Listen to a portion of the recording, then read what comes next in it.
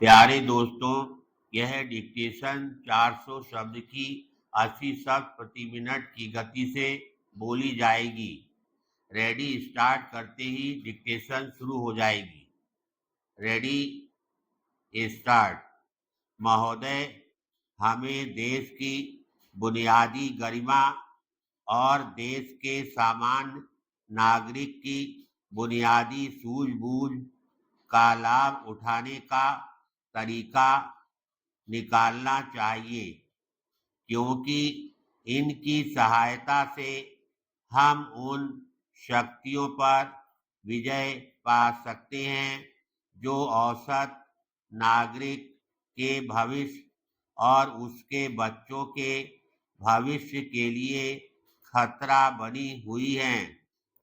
यह प्रयास केवल सरकार के स्तर पर ही आवश्यक नहीं है, यद्यपि सरकार की जिम्मेदारी बहुत बड़ी है, बल्कि कहीं अधिक व्यापक स्तर पर यह प्रयास किया जाना चाहिए। इसमें केवल राजनीतिक पार्टियों और प्रशासकों को ही नहीं, बल्कि विद्यार्थियों, लेखकों, कलाकारों, शिक्षाविदों, विभिन्न प्रकार के सांस्कृतिक और अन्य संगठनों तथा उन अन्य सब लोगों को शामिल किया जाना चाहिए जो जनसंपर्क संगठनों में काम करते हैं और काम कर सकते हैं। हम यहाँ यह विचार करने के लिए एकत्र हुए हैं कि किस प्रकार यह उद्देश्य पूरा किया जा सकता है। हमें एक ऐसी व्यवस्था करनी है जो यह काम पूरा कर सके। हमें राष्ट्रीय स्तर के एक ऐसे ठोस कार्यक्रम पर विचार करना है जिनमें हमारे समाज का प्रत्येक महत्वपूर्ण हिस्सा प्रत्येक नगर में और वस्तुतः प्रत्येक गांव और प्रत्येक मोहल्ले में उन शक्तियों का सामना करने के लिए संघर्ष करे जो हमारे सामाजिक और राजनीतिक अस्तित्व की बुनियाद पर ही प्रहार करना चाहती है। पैराग्राफ।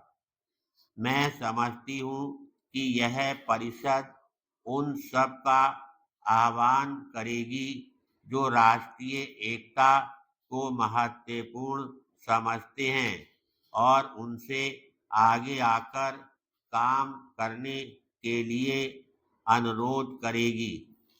राष्ट्रीय एकता और धर्मनिरपेक्षता के उद्देश्यों की पूर्ति के लिए चलाए जाने वाला एक ऐसा व्यापक जन आंदोलन ही इस अत्यधिक गंभीर समस्या का उचित हल निकाल सकता है।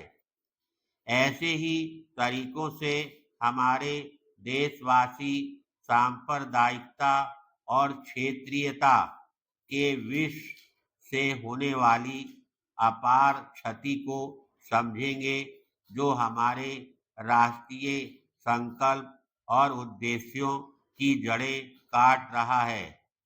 हमें गलत शिक्षा प्रणालियों और गलत ढंग की पाठ्य पुस्तकों के द्वारा बालकों के विचारों को दूषित करने का प्रयास का अध्ययन करना चाहिए और उनका भंडाफोड़ करना चाहिए।